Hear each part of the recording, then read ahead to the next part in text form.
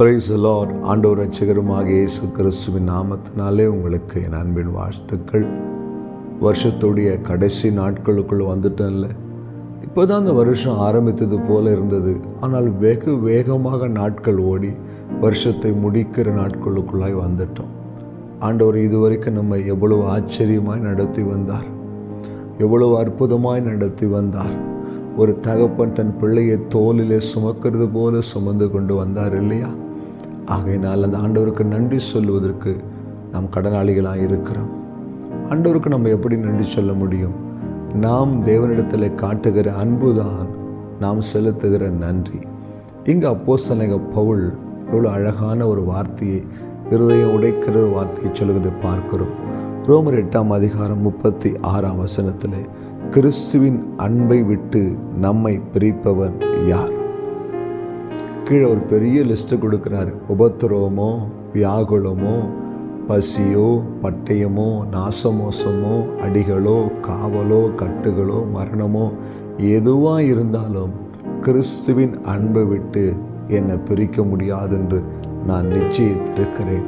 என் அன்பு தெய்வ பிள்ளையே, எனக்காக உங்களுக்காக சிலுவையில் எல்லாவற்றையும் இழந்து வானத்தின் மேன்மையை விட்டு தேவாதி தேவன் அந்த தேவனுடைய அந்த மேன்மையை இழந்து மனிதனாய் இந்த பூமிக்கு வந்து நம்முடைய பாவங்களை தன்மையிலே சுமந்து கொண்டு நம்முடைய அக்கிரமங்களை ஏற்றுக்கொண்டு நமக்காக அடிக்கப்பட்ட அவமானங்களை சகித்து கொண்டு இரத்தம் சிந்தி நம்மை மீட்டெடுத்த அந்த தேவன் மேல் நாம் வைக்கிற அன்பை விட்டு ஒருவனும் ஒன்றும் ஒரு காரியமும் நம்மை பிரிக்காதபடி நாம் வாழும்பொழுது நம்முடைய வாழ்க்கை ஆசீர்வாதமாக இருக்கும்.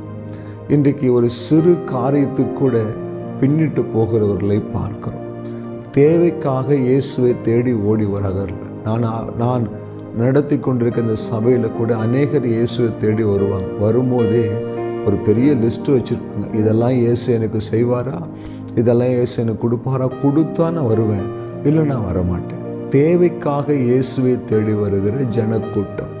அந்த தேவை கிடைக்கலாம் ஓடி போயிடுறாங்க. ஆனால் எனக்கு இயேசு தேவை அப்படின்னு வரவங்களுக்கு அவர்கள் கேட்காத காரியத்தை அவர் செய்கிறவராக இருக்கிறார். இயேசுவின் அன்பு மட்டும் எனக்கு போதும் நினைக்கிறவங்களுக்கு தன்னுடைய அன்பை மாத்திரம் அவர் கொடுக்கறதில்ல, அவர்கள் எதிர்பார்க்கிற அத்தனையும் அவர்களுக்கு செய்கிறவராக இருக்கிறார். பவுல் சொல்லுகிறார், கிறிஸ்துவின் அன்பை விட்டு என்னை பிரிக்க யாரால முடியும்?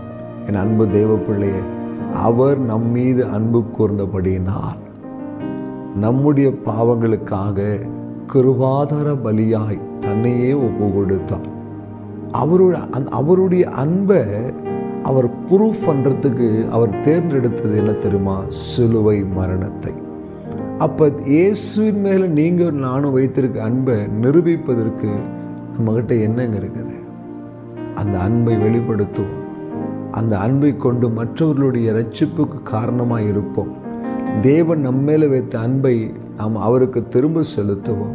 பேதுருவை பார்த்து ஆண்டவர் கேட்டார், பேதுருவே என்னை நேசிக்கிறாயா? 3 முறை பேதுரு 3ஆவது முறை சொன்னார், ஆண்டவரே நீ எல்லாவற்றையும் அறிந்திருக்கிற தேவன், உமக்கு எல்லாமே தெரியுமப்பா, என்னுடைய இருதயத்தில் இருக்கிற அன்பு உமக்கு தெரியுமே அப்பா. என் அன்பு தெய்வ பிள்ளையே, என் அன்பு சகோதரனே சகோதரியே, இயேசுவின் மேல் நம்ம வைத்திருக்கிற அந்த அன்பை விட்டு ஒருவனும் நம்மை பிரிக்காதபடி, ஒரு காரியமும் நம்ம பிரிக்காதபடி, உலகத்தின் ஆசைகள் இச்சைகள் எதுவும் நம்ம பிரிக்காதபடி பரிசுத்தமாய் வாழ, அந்த அன்பில் கட்டப்பட்டவர்களாய் வாழ, நிலைத்து நிற்க தெய்வ சமூகத்தில் ஜெபிக்கலாமா? கண்களை மூடி, அன்பும் இரக்கமுள்ள ஆண்டவரே, உடைய அன்பை விட்டு யாரையா எங்களை பிரிக்க முடியும்?